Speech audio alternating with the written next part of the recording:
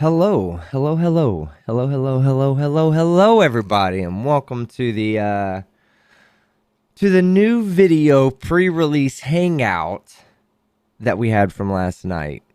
Of course, I showed off my video last night. I told you guys you had to be here today for me to show you the video last night, and I appreciate all you guys who have showed up right now. Rennie baby, how are you? Long time no see. I see you out in the chat. It's great to see you, love. Speaking of which, I have one of my absolute favorite people on the internet here with me today. Crafty Keela, how are you doing? I'm good. I'm just off work. Dying to see the new video. I did see parts of it last night, but I was so tired. So I'm looking forward to seeing it properly today. Yeah, everybody uses that tired excuse when I tell them to watch one of my videos. I'm like, hey, well, Mom, I'm dropping Yeah, I'm like, hey, Mom, I'm dropping a new video. She's like, oh, I'm tired. I'm too tired. I'm What? too tired. What were you going to say? Well, you see, you go live at like 12:30 my time, 1 o'clock my time. So by the time you actually showed it, it was, I think, 1 o'clock or 1:30 for me. Blame those damn time zones. Time zones, yeah. Fucking unfortunately, the Earth is a globe. It's very unfortunate that we have to deal with time zones, but that is what it is. I do want to say hello to everybody in the chat. Hi, people. Rennie Baby says, you seen that clip that I sent you on Twitter? No, I didn't. Rennie, I'm Twitter dumb, so like I still don't, for whatever reason, I don't get messages from people that I don't follow. You know, and I don't follow you. I follow like 49 people. So 49 people out there in the world can message me on Twitter. Everybody else, when they message me, for whatever reason, I don't get a notification.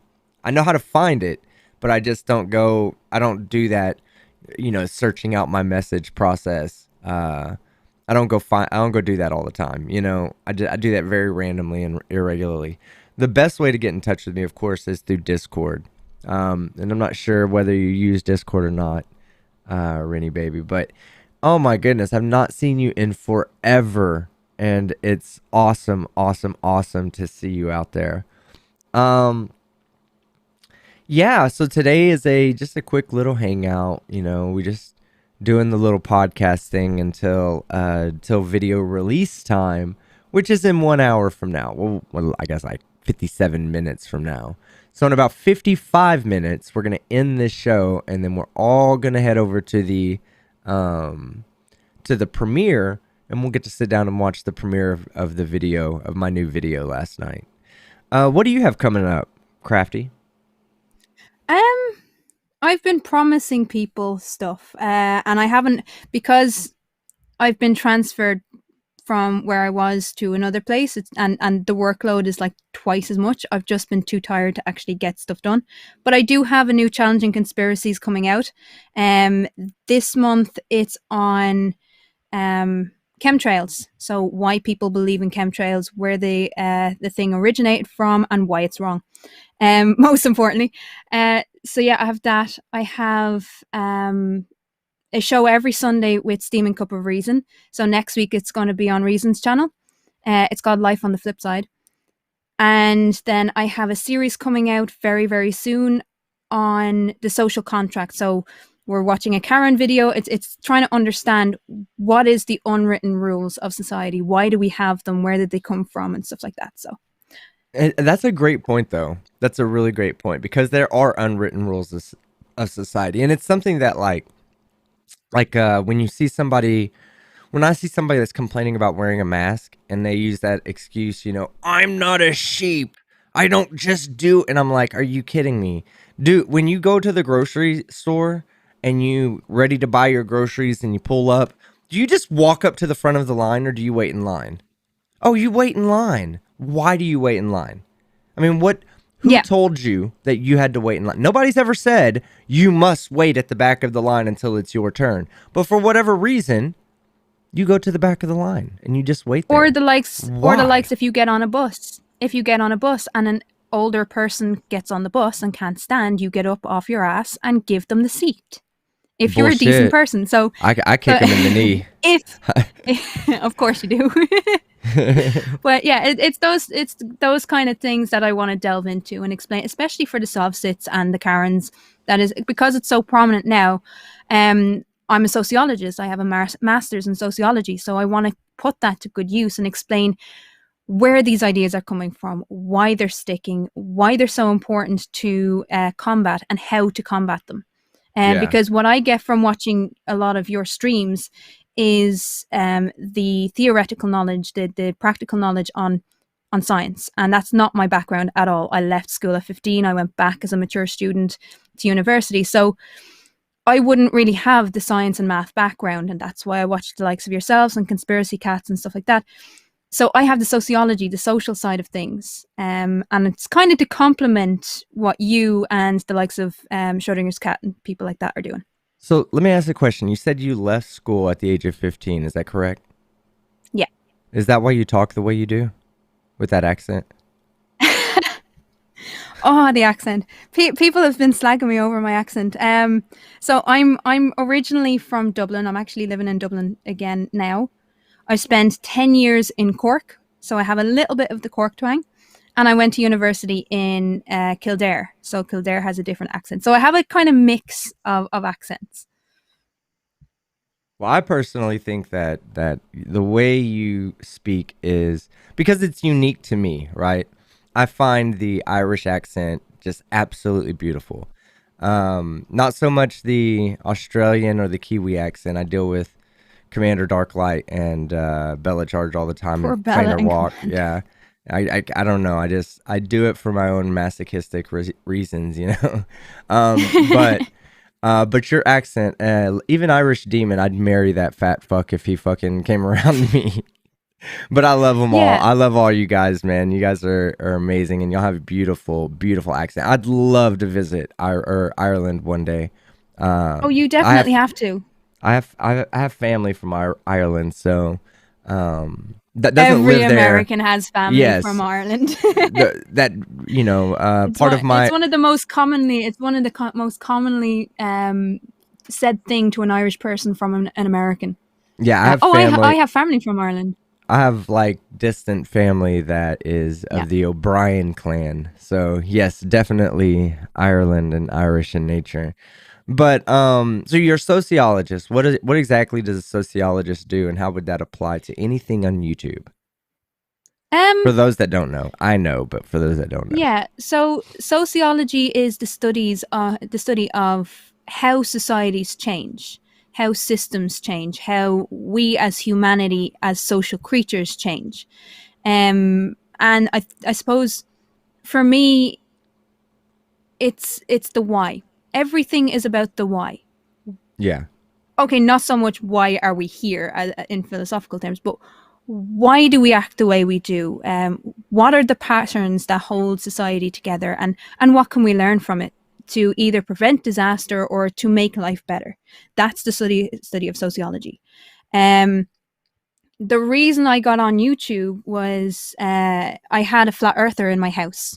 So when I had the I farm, remember that. I yeah, I brought in people to volunteer to get to learn how to farm ethically, and he believed in every conspiracy theory you could think of, and that's what drove me to YouTube to kind of get the quick version of science and math to kind of argue the points that he was wrong, which we knew he was wrong. That Yeah, wasn't working. That wasn't working. What was working was every time he would come at me with something like the flat Earth or whatever it was, I would tell him a story, something that I had experienced. So, for instance, he would come up with an anti-vaxxer thing. I had meningitis as an infant, and because of it, I don't have a sense of smell. If my mother didn't trust, I was too young at the time to get the vaccine. If my mother didn't trust in the doctors, I would not have survived. It was very, very simple. And so, in order for anyone to tell me that a doctor does not have your best interest at heart when they've been working in the field for so long, and my experience being a sick child, You know, you need to know what you're talking about. You need the education. You need that framework that professionals work by. And if you don't have that framework, you don't really have a leg to stand on. And that's just my feeling on it. So I was explaining as well, the owner of the farm went blind by having measles because at the time there was no vaccine. So anti-vaxxer things, when I was telling him these stories, that kind of opened his mind up a little bit. And thankfully I got rid of the anti-vaxxer stuff out of his head, and I got rid of the flat earth stuff out of his head, Yeah, the which I was very anti-vaxxer happy stuff, with. the anti-vaxxer stuff really bothers me. And I wish I was more knowledgeable on the medical side of things to really attack that type of mentality, because typically when you're talking about an anti-vaxxer, right? I mean, as an adult, you're talking about flu and now COVID, really. I mean, at the most, Yeah, really. You're not really talking about too many. There's other vaccines that you can take as an adult. Usually they have to deal with, if you're about to travel to a portion of the world that has a particular disease running rampant through their society, but it's not necessarily a pandemic or an epidemic, but you just don't want to catch it. yeah, Um, as an adult, you're good to make that choice, but children aren't necessarily anti-vaxxers. Like, they don't really think on those terms. They think on terms of on kid terms. So they're not thinking about vaccines. They're not thinking about, oh, the aluminum inside of the vaccine that I just don't want in my body. No, that's the mother or the father that thinks that way, and they make exactly. the decision for their children. So anti-vaxxers really do bother me. I think, you know, I've always stood around and said, parents should have the right to raise their children the way they want to raise them. But just in the same sense, you would say, does that give the right for a parent to, incessantly beat their child? No, it doesn't. Why?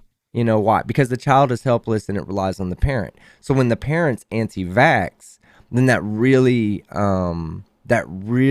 hinders that child's life, and at a time when the child can't make the decisions on their own. So I really have a problem with anti-vaxxers. When the So do COVID I. But vaccine for comes around, I'll be taking it 100%.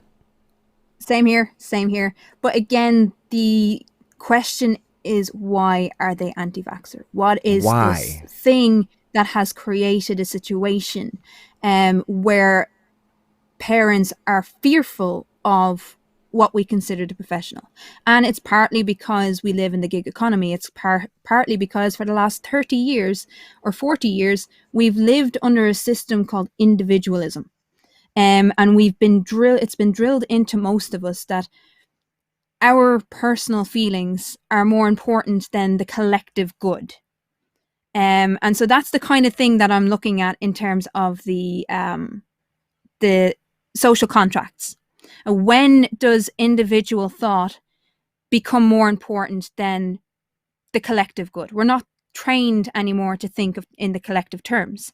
And so when you live in a gig economy, part of the problem is that you then the idea of the professional class that we used to have, doctors, nurses, teachers, all those professions are now ridiculed, um, because everything is in a temporary status. There's no permanent anymore, and Yeah, that's but part of the so problem. So I'll be looking into those kind of issues with that series. one of the questions I continuously have, and I brought this up in one of my videos, oh man, what was her name? Peggy Hall, right? In the Peggy Hall Yeah, video, she says, why do I wear glasses? Oh, because I had a detached retina. I've had 3 surgeries on my eye. That's why.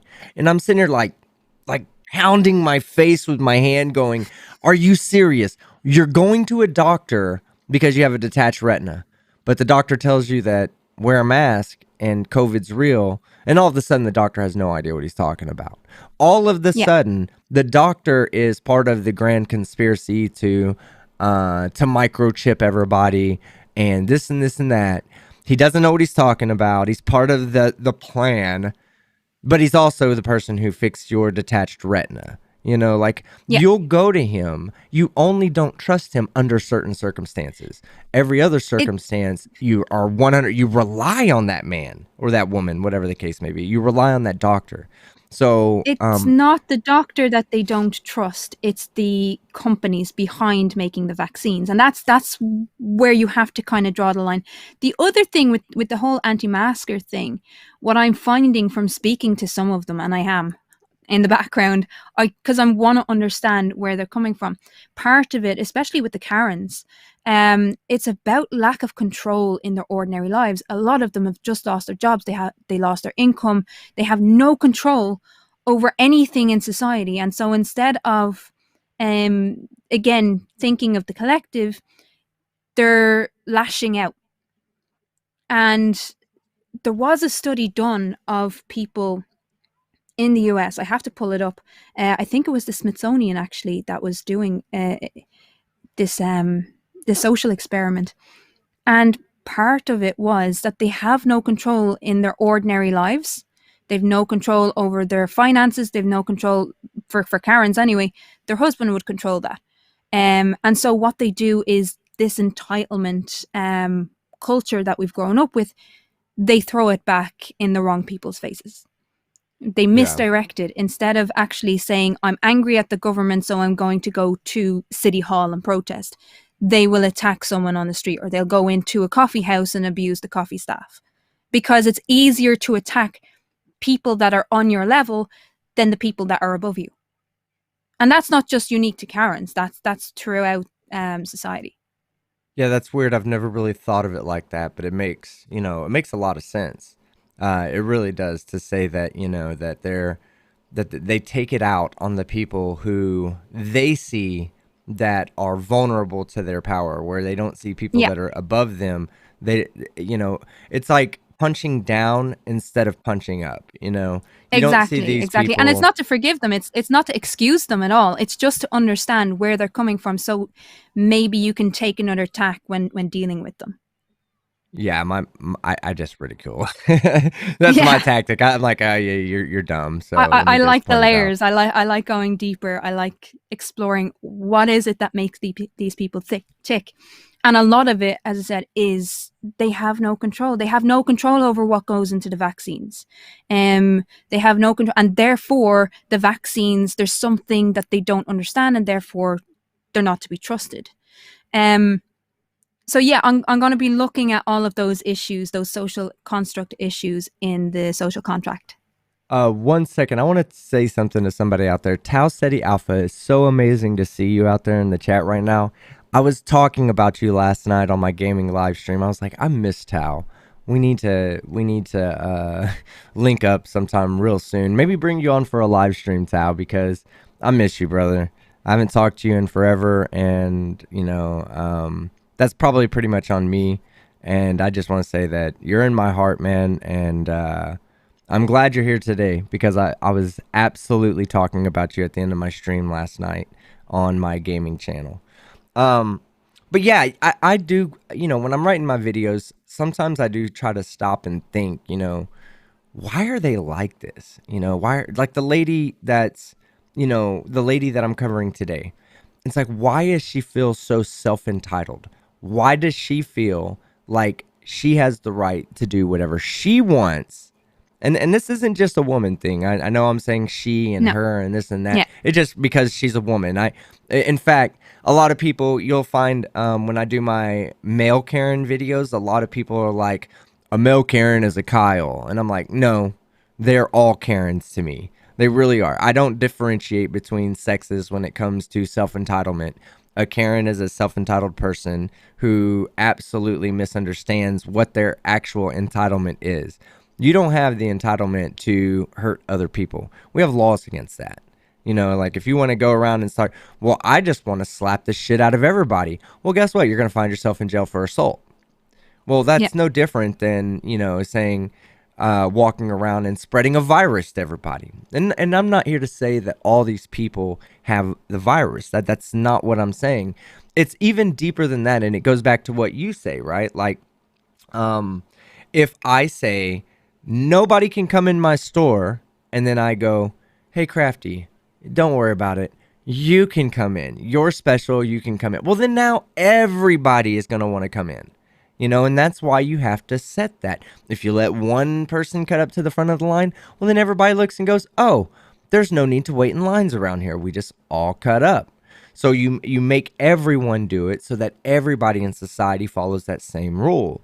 And it's not something that, that like, um, it's not something that is a personal attack on somebody, for instance. It's more of like, we just have to institute this in society for the time being. We institute this in society for the time being if everybody follows along. If everybody gets in line like you do anyways under 99% of the other aspects of your life, if everybody does that, then we end up, we can get a hold of this virus. We can take control of the spread, and we can,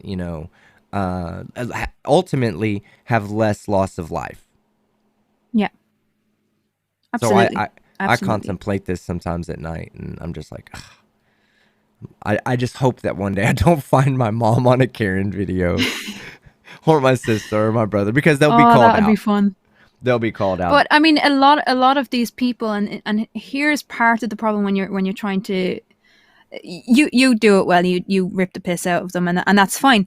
Um, but when you're dealing with them face to face, or when you're talking to them in real life, it's a different story, because a lot of us would come at it through a logical standpoint. It's logical to preserve the species by staying at home if this is airborne and it spreads through molecules in the air produced by your breathing. Stay at home, wear a mask, protect your Yeah. face, and stop spreading it. Right? That's logical. A lot of these people that we're talking about, whether you talk about flat earthers, whether you're talking about 9/11 conspiracy theorists, a lot of them are not thinking logically. They are emotional creatures. And so approaching an emotional creature with logic is condescending to them. And that's what I found dealing with the flat earther. That if I was to approach him with logic, all of a sudden I was a shill. I was brainwashed and everything else. When I approached him from an emotional standpoint, as in, this is something that I have been through, now tell me I'm lying. It's a different story. He reacted differently.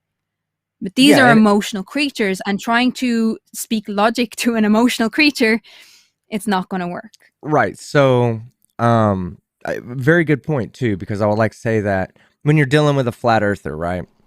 When a flat earther is someone who, and let's say we just look at it from the combat perspective, right? A flat earther is somebody who combats the globe earth. A globe earther is somebody who combats the flat earth, right? Well, now look at the belief system behind the two.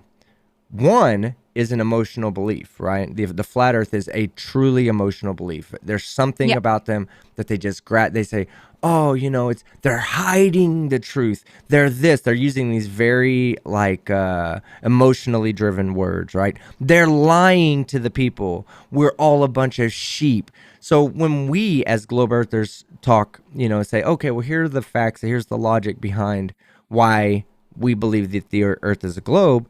They find that as a personal attack, where coming from them, we don't see that as a personal attack.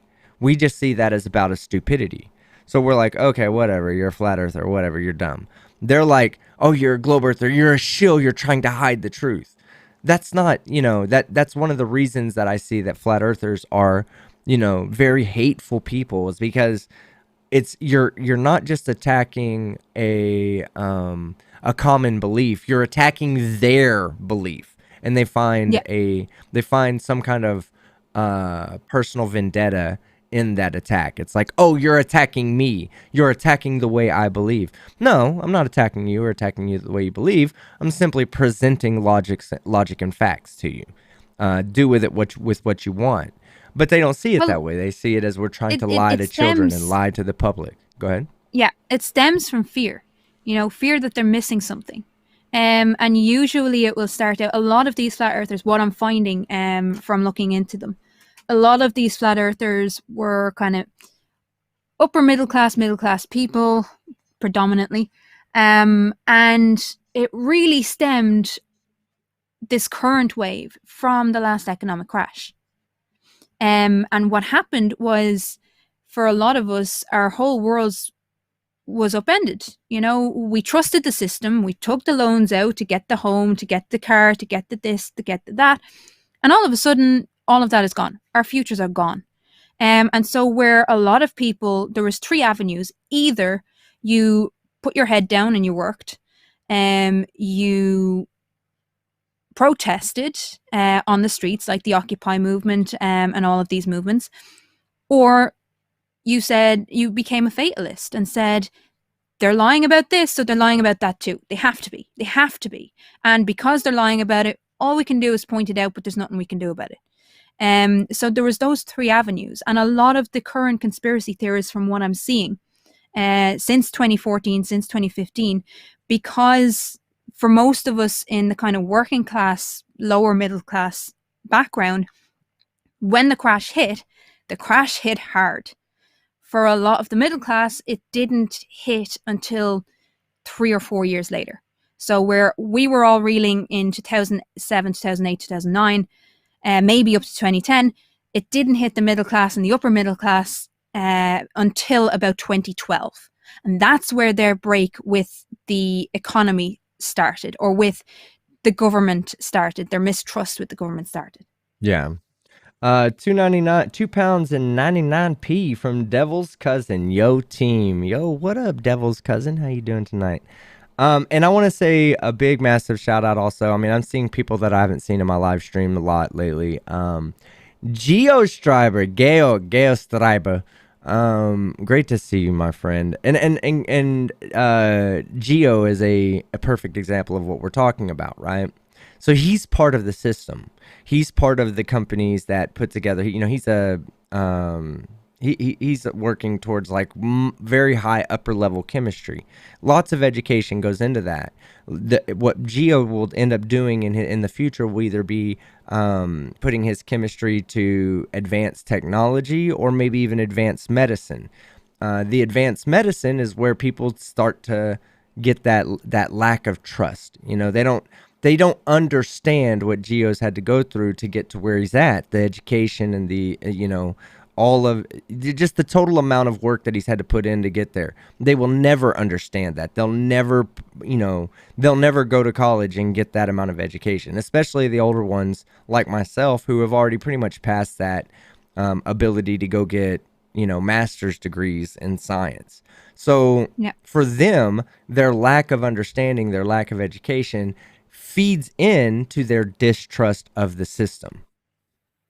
Yeah, and there's also another element to that, because they believe that college is like school. For me anyway, school was memorize this and regurgitate it when it comes to exam time. Whereas college is, what do you think about this? For social studies anyway.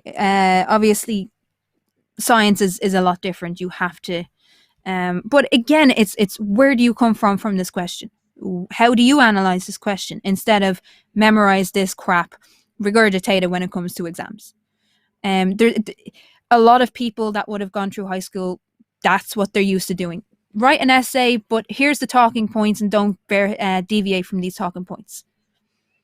Yeah. Now, College is not like that. University is not like that. more podcast style. Abdullah Gamar, for 5 CHF. She said, "You speak from my heart, team. Currently in med school." And I have no idea why, but I'm getting this. Okay, there it goes. I was gonna say I'm getting a buffering sign on my thing, but we're good. In case you didn't hear that, Abdullah Gamar for 5 CHF, which I have to look at what that is. "You speak from my heart, team. Currently in med school." Well, good for you. Good for you being in med school. Just don't forget, it's always going to get tough for you, because that's a very hard school. It's a very long school. You're gonna doubt your choices. You're gonna doubt why you're there.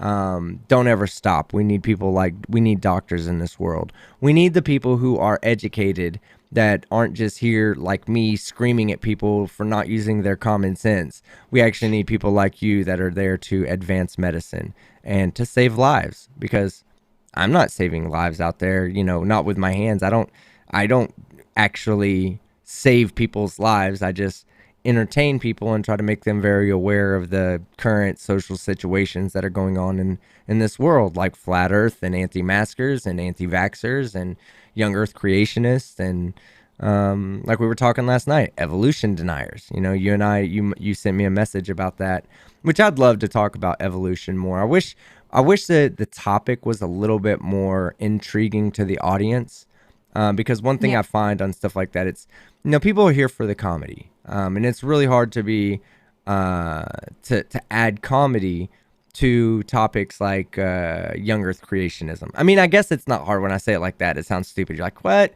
You can make fun of those guys all day long, but it's more dry humor, and Sir Sick does it so well. Like I love watching Sir Sick. He He's an takes on incredible those topics. creator. Yeah, he takes on those topics and he makes them enjoyable to watch. I try, and I always feel like I'm just being so overly technical about it with no comedy. And I'm like, people aren't gonna like this video. Why would they like this video? I like it. I like it. Like I get so much from that kind of content too. Because a lot of us, yes, there's people in your chat that would have that kind of background. There's a lot of us that don't. And so it's kind of arming us with that knowledge. Yeah. All right. Well, we got about 30 more minutes, Crafty. So Yay! yeah, yay! Digital demonic Davros for $5 Aussie. You want comedy?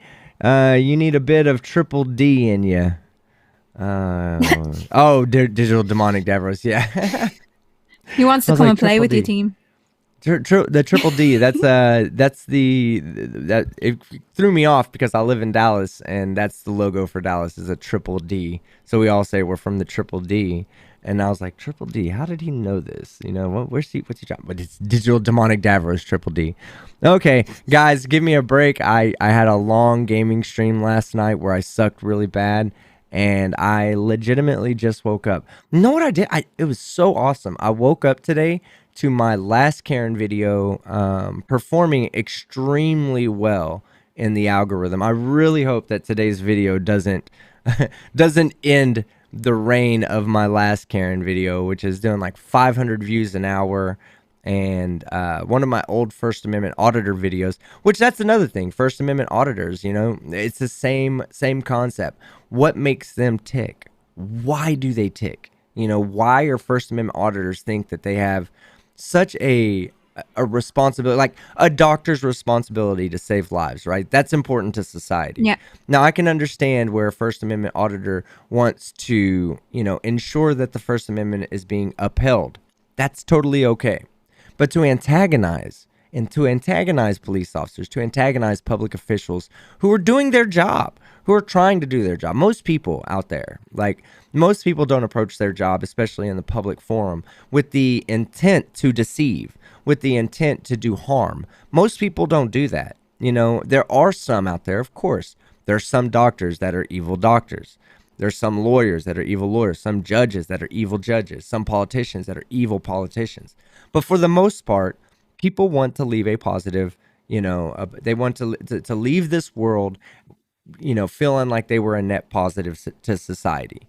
So when I see First Amendment auditors, it really frustrates me because I actually had an experience with a First Amendment auditor maybe 10 years ago, maybe a little bit more. I can't remember exactly. We were doing something in a tax office one time, and this group of people came in, and it was actually pre-YouTube, like YouTube was around, but nobody was really using YouTube as a way to spread messages and whatnot. And they came in, and there was like 20 of these guys. They all had cameras. They didn't make a scene. They just went in there and tested their First Amendment rights. And nobody bothered them. It was at the Federal P. Mura building, I believe it was. I think that's the name of the building. But anyway, we were down there and we were doing tax. And I walked up to him. I said, hey, what's up with all this? This was when a much younger me, when I was, very much okay with stuff like that. I'm not going to say I was anti-government or anything like that, but Mm-hmm. stuff like that didn't bother me. I was very intrigued by it. I was like, what are you guys doing? And they were like, this is a First Amendment audit. And I was like, okay. I didn't really understand the concept. I understand it much better now, but I didn't understand the concept. Well, what these guys did is they went into the building with cameras like they were allowed to do. Nobody harassed them. They didn't harass anybody else. And then after about 20 minutes, they left. They did their First Amendment audit. The First Amendment was upheld. They left. That's why in all of my First Amendment audit videos, I'm like, there's a right way to do it and a wrong way to do it. This is Yeah. the wrong way to do it, because to go in there and to antagonize another person, you got to keep in mind that just because they're public officials does not make them inhuman. They are humans too. They deserve to be treated with a little bit of respect, especially if you feel like you deserve a little bit of respect, then you need to recognize that they deserve that respect as well. And you don't get that from First Amendment auditors. They go in there to antagonize, they go in there to get views on their YouTube. They just go in there to, to do something other than First Amendment auditing. Well, the other thing about it is the misconception that any civil servant works for an individual public. They don't. They work on behalf of the government for the public as a whole, not for any individual member of the public. Yeah. And And so then when they go in, they love to use this thing of you work for me, you work for me. No, they work for the government on behalf of the public. I love how we start mentioning First Amendment auditing and Schrodinger's cat pops up Yeah, out of I nowhere. noticed that in He the was chat. like, yeah, he's like, He heard his oh, name. my He heard his my name. ears, my ears are burning. Who's talking about me? So he comes in. But yeah, it's people like Schrodinger's cat that's doing a really wonderful job out there exposing a lot of these First Amendment auditors for the pieces of shit and the assholes that they are. And I think when it comes to me covering First Amendment audit videos, of course, I like to throw my idiot spin on it, which is a bit different than the way people like Van Bellion and Degeneration Nation, Schrodinger's Cat, Artie, all these people handle them all a little bit different. Me, I like to throw my idiot spin on them, but yeah, you're doing the community a service there, Schrodinger's cat. And as ex-military, maybe that's why you cover the things you do, because you do feel a sense of obligation to society the way you did when you joined the military, the way I felt when I joined the military. That's why I take on these topics. Flat Earth is fine. It's not hurting anybody. Whatever. They're stupid people. There'll always be somebody there to take down a Flat Earth video logically. But when it comes to First Amendment auditing and things of that nature, I find that there's people who actually care about society as a whole that attack that. And when you say care about society, I'm looking at the people who actually, gave up freedoms to be in things like the military. Because a lot of people Yeah. always tell me, not every time I bring up the military, I'll get some hate comment that's like, I hate when you say that, that you gave up anything to serve in the military. Excuse me? Did you go through boot camp with me? Were you ever there when someone walked in with a cup and started banging it on your rack, telling everybody to get up and get in line for inspection because there was a piece of paper on the floor? I Well, gave up you see, freedoms to do that. I've worked alongside the UN in places like Palestine, Israel. I've worked in Jordan. I've worked in Lebanon, and it is entitlement culture because um, they really don't understand what it is to lose freedom and Yeah, what freedom actually means. I've been in camps, refugee camps, where at the drop of a hat, because a government has been overturned or whatever, or a military coup, or just the military don't feel like it, we've had to bring in the army to protect the camps yeah, and to protect refugees because they are literally going to torch it.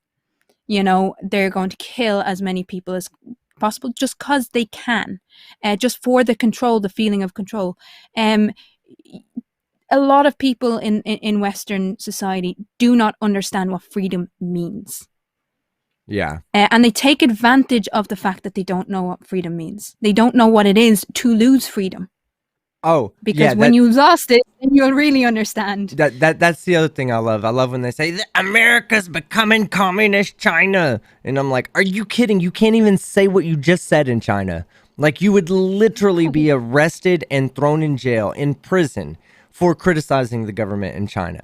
And that doesn't Well, it's not just China, North Korea and a few other places, but there's places in here that do Clapperjack, huh. Clapperjack, a member of our community, lives in Belarus. He videoed a protest. He wasn't even on the protest, and he got thrown into jail because he was videoing it. He No was way. documenting it, and he was thrown into prison for days and forced to stand for hours and hours. Um, like it's that kind of thing. We had Clapperjack on. I was talking to Clapperjack a while ago about the situation in Belarus, and again, if you don't understand what freedom actually is, the fact that, as you said, you're able to come out and criticize the government in most countries in the world, if you criticize your government, it's kind of under blasphemy law.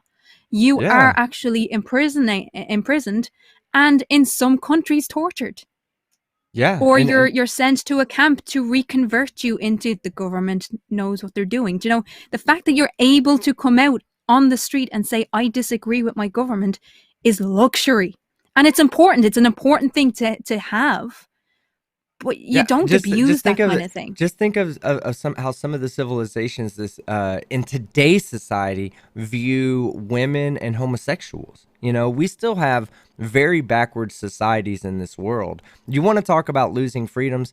First off, go visit one of those countries, come back and then tell me how we're communist, how Yeah, we are losing our freedoms dictatorships. here in America. Yeah, dictatorships. Yeah, go go Live under visit. one. I Live under go one. yeah, You'll know live all under about it. fucking Saddam Hussein. You know, go live under Saddam Hussein in the early and mid '90s, and come back and tell me how we live under a dictatorship right now.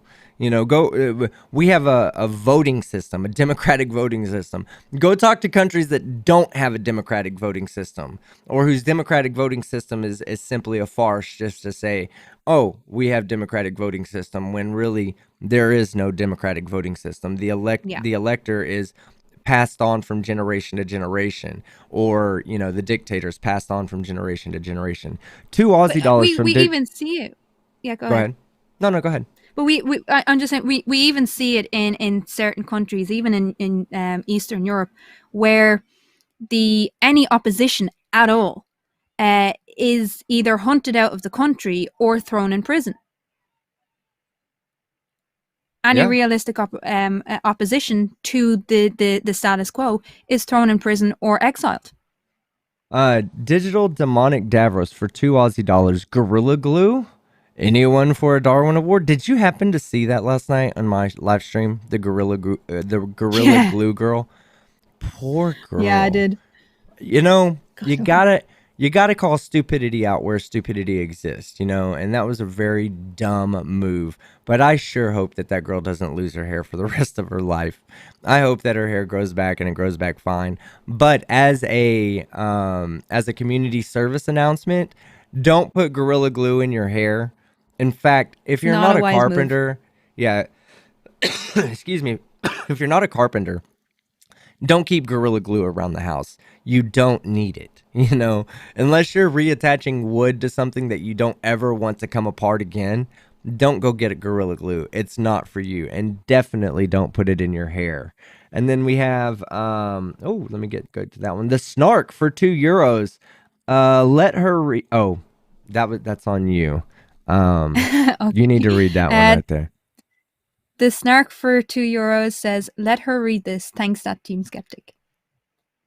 I don't know Done. why he wanted me to read that, but okay. Because It's you supposed to be €3.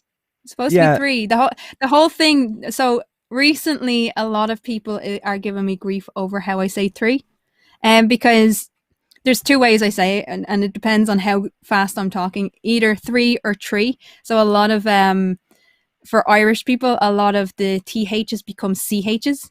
yeah, tree. Tree, Say tree fitty. tree fitty. There you go.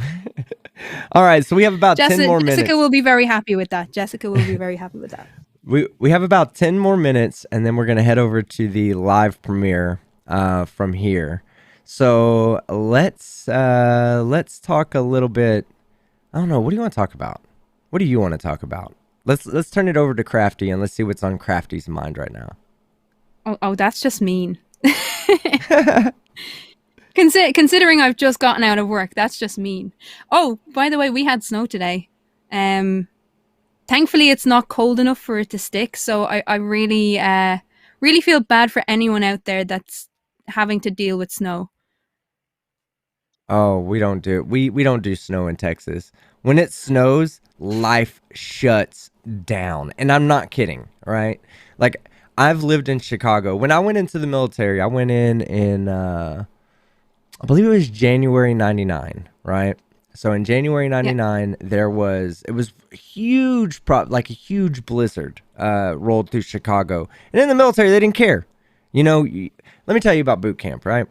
In boot camp, they didn't bring food to you. You marched to your food, right? They said, okay, food is in 30 minutes. Everybody line up. We lined up. Once we did our count, once we made sure everybody was there and in, in the place they need to be, we marched. We marched from where we lived, from our barracks, to the mess hall. Okay. During blizzards, we marched. They marched us when the roads were icy. It was horrible, horrible, right? We didn't shut down though. In Texas, the if temperature gets to 35, businesses close. They're like, roads are too crazy. The roads are about to get icy. There's no point in coming in today. And it's like, you guys don't understand what struggle is. I went through a blizzard in Chicago where I didn't have a car to drive. I didn't have a bus that would take me from, 1 mile away to my eating destination. I marched with 150 other people on top of ice. We marched to our mess hall. Like why does Texas shut down the moment that we have any like just the slightest bit of chance of snow? There's a chance of snow, close business. I never understood that, but it's resulted in many off days, many snow days for me from work. How long were you in the military, by the way, team? 2 years, 2 years. I got hurt almost 2 years to the day I was released, and that was after they had found out that I had a medical condition that had actually been worsened by my time in the military. So I didn't get a lot of time in. I didn't do a full 4 years or 6 years. I signed up for six, but after two they said, hey, you can't stay in. You have to get out. It's only going to get worse. So we can't force you to hurt your body. So get out. And I took advantage of it and That said, must okay. that must have been a shock to the system, though. It was. After 2 years in, Yeah, well, okay, so I had a unique well, let me hold on, let me read this super chat before I tell the story. The snark for €5. I did that short video I promised Crafty on my channel. I am the snark. Laughs guaranteed. Don't say tree unless you want to. And I'm not. It says three, but I'm gonna go ahead and tickle your funny bone a little bit and call it tree. Don't say tree unless you want to. But thank you, Snark. the snark's freaking awesome, by the way. I love the Snark. So it was a shock. It was a shock for me, and I'm not gonna go into too much detail as to why it was, but so here's what happened: is I was going after this accolade in the military. It's an accolade that not everybody gets to. It's very physically, consuming of the body. Yeah. And I had to go through a dive physical to get there, to get to completion. I had to complete what's called a dive physical with a doctor. And to get to the dive physical, there was so much you had to go through, so much physical training you had to prepare yourself for. And that's how I got hurt, was preparing myself for that training. So when I went to the doctor, I just had a child. First off, I was top of my class in the military, so I got to choose anywhere I wanted to go. My wife was pregnant at the time, so I said, I don't want to go spend the first 2 years of my son's life out at sea. So I'll go ahead and do a shore duty while my wife is pregnant and, be there for her, be there for the first couple of years of my son's life. So I go do this shore duty. It's at the shore duty where I get hurt. And there I was stationed literally in the middle of the Mojave Desert, right? Oh, jeez. We only have about 5 to 7 minutes, so I'm gonna hurry up with this story. I was stationed in the middle of the Mojave Desert, and I did not want to get out of the military. I prepared myself mentally for what I was going through. I wanted to complete it. That was just the way. It's just the mentality that I had at the time. And then, so when the doctor first told me that I had to get out, that was very, very emotionally draining for me. I told my wife, I said, hey, look, doctor says I got to get out. Why don't you go on home and, start looking for a job, start looking for a home for us, because we weren't going to stay out in the middle of the desert. I literally live like less than 100 miles away from Death Valley. That's how Oh, yeah. freaking much desert it was. Yeah. So she goes home. I go back to get a follow up with my doctor. Now, originally, I'd asked him, "Hey, is there a waiver I can sign to stay in and continue doing what I want to do?" At the time, it really wasn't affecting me that much. It's affecting me much more as an adult now. But when I was 21 years old, 22 years old, I was still very, very cockstrong is the term they use. I was still very cockstrong. I still wanted. I was like, yeah, I don't care. I don't care if I'm going to get hurt. Let's continue on with this. Well, I go into the doctor tells me go talk to the VA. The VA tells me, dude, you're hurt. You got hurt with military during military training. You're going to be receiving a disability check for the rest of your life. I go back to the doctor, and when I see the doctor, he's like, "All right, we'll write you the waiver, but this waiver that you sign is basically signing. You're giving up your rights to to ever make a claim against the government for disability in the future." And that's when I was like, sorry, but I've got to take the retirement option.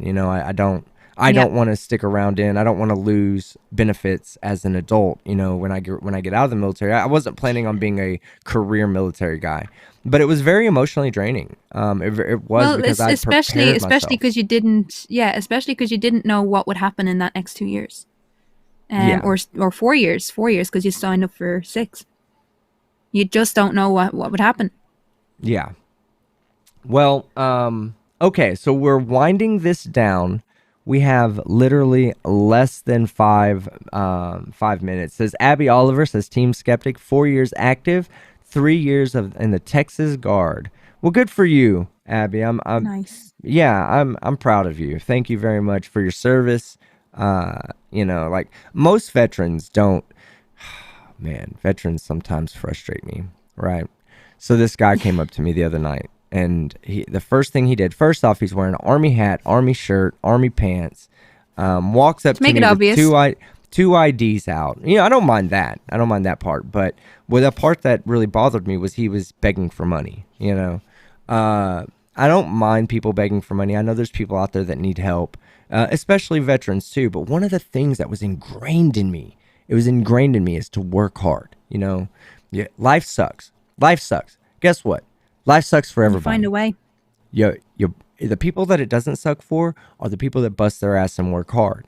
And the military trained me to have that mindset. That's why a lot of times, I see these issues that I'm having with YouTube and I laugh it off, because these aren't really issues. This is me being a Karen at best, when I'm bitching about YouTube, it's like, okay, Karen, because the way I was trained, the way I was raised in the military was to when you're presented with adversity, you don't go asking the next man for help. You just Yeah. bust your ass and do it yourself. But Yeah. bust your ass, work harder. And so this guy approaches me and he's like, he has two IDs out and he's like, here's my Texas ID, here's my veterans ID, here's this. Hey, I need help. And of course, he didn't give us a chance to even look at his IDs to verify that they were actual veteran IDs. It was just a Yeah. flash real quick and put it in the pocket with the entire army gear on. And I mean, I didn't give him any money. I just asked him straight up. I said, "Hey, man, what did they teach you in the military? What did you do in the military?" He was some kind of diesel tech or something. I don't even know the MOSs for the Army, but he was, he was just like, oh, I'm this and this. I'm a diesel tech. And I'm like, then why aren't you going out and getting like a diesel repairman job or diesel tech job? Why are you here begging for money for, in a drug infested neighborhood? You're out here begging Yep. for money and using the same exact lines that every person that is addicted to drugs uses. Oh, I just need help getting a hotel room. Oh, If you need jeez. help getting a hotel room, then that's not really helping you because you're going to be doing the exact same thing tomorrow. Why are you Yep. not helping yourself? Where and it did at that point, it just felt like he wasn't even really military. It wasn't even really a veteran. And people can fake those cards. I mean, that's nothing new. People you can go to a lot of flea markets and they'll print you up something that the normal person wouldn't even be able to tell the difference between. Exactly. Yeah. Yeah. Yeah. All right. Well, we I have mean we have two that's minutes. what 2 minutes. what Go what ahead. is what is sad is the fact that some of these people are con men, and it just it just serves to make us more cynical, and so the people that genuinely do need help don't get it, and also they don't know where to get it. I noticed that in Dublin what's happened is a lot of genuinely homeless people will not stay around Dublin City. They will go out to the suburbs because it's safer. Yeah. And then they'll come in on the first bus. So they'll be asking for, they'll be begging half the day. They'll get their money, get something sad. So they're Yep. not actually getting the help that they need. Yeah. And there's help out there, guys. If you're out there, and that's something another thing. I guess we can be insensitive all we want, but I want you guys to know that there's people out there that are going through issues that I will never understand. And I can speak from a point of ignorance all that I want without actually being able to understand your situation, and that's on me. That's just due to my ignorance. So, know that I'm not here to demean somebody who's going through a hard time in their life. I'm just trying to point out, stuff that doesn't make sense to me. I don't beg for I've had it pretty bad since I got out of the military. Not now, not anytime recently, but keep in mind, I've been out for 20 years. My wife left me like as I was leaving the military. So when I got home, I felt like I had no one. I really did feel like I was absolutely by myself. And even with a young child, I still felt like I was by myself. And I'm glad that I didn't take the route that some of these people take. I'm not going to mention it on stream, but I'm glad that I didn't, that thought never crossed my mind. So if you need help out there, if you're a veteran or even just a regular person, you don't have to be a veteran. If you're a regular person and you feel like life is just shitting on you, trust me, there's other people that are going through it and there's support systems out there. There's help for you out there. Go get some help. Don't be too proud. Don't be like me and say, I'm a tough guy. I'm just going to get through it. Go out there and get yourself some help because you deserve the help that's available. Crafty, this is where we're going to have to end the video. Quickly tell No everybody who you worries. are, where to find you, and make that about 30 to 45 seconds. And we're going to end the stream and send everybody to the premiere, my new video premiere. I can't wait for that premiere. My name is Crafty Keela. I make videos challenging conspiracies and more sociological looks at different issues from the community perspective. So I'm sure there's someone in the chat that will share my link again. Thank you to Skydiver Tanner who did it before. And team, I love you. And I'm always here and I cannot wait to see what you do next. I'm Uh, always looking forward to seeing what you do next. I like my new style of video where I don't just call someone an idiot every sentence. It's making it so much easier to write. It's making it so much easier to run the idiot counter up to numbers that they deserve. And Yeah. with that, I want to say thank you very much, Keela, for coming on. Thank you, everybody, for hanging out with us.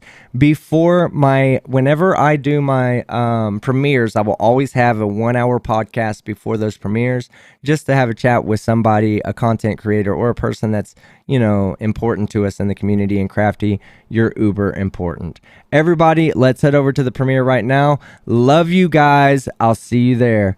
I'm Team Skeptic, and I'm out. Okay.